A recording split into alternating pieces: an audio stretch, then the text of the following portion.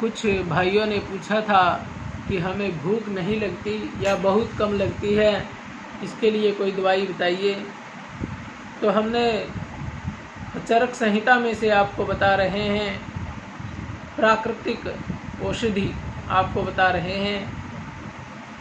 चरक संहिताकार कहते हैं कि अच्छी भूख यदि लगानी है तो सर्वश्रेष्ठ उपाय है परिश्रम और मित आहार।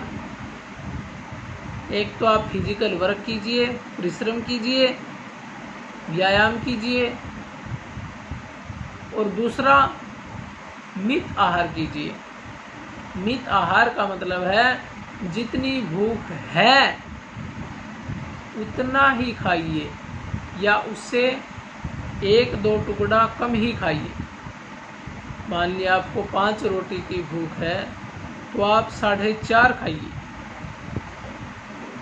2 ग्रास कम खाइए। तो इससे आपकी अग्नि तेजी से बढ़ती चली जाएगी। और आप ये मत सोचिए कि मैं तो 5 रोटी खाता था तो इन्होंने बताया कि 4.5 खाइए तो मेरी खुराक तो घट गई। घटेगी नहीं। आप ये देखना कुछ समय बाद ही आपकी खुराक बढ़ जाएगी।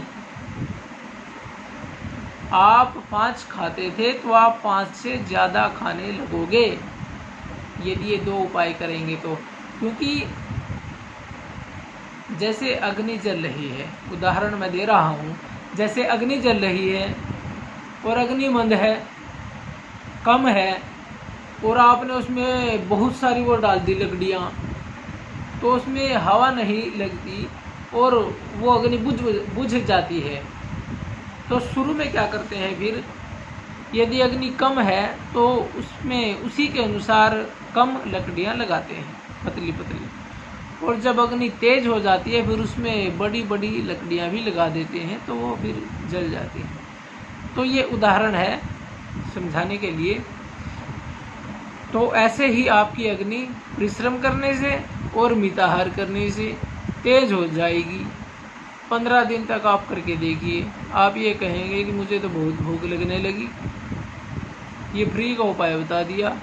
कब्ज है उसको भी लाभ होगा, कब्ज वाले को भी। ये प्राकृतिक उपाय है।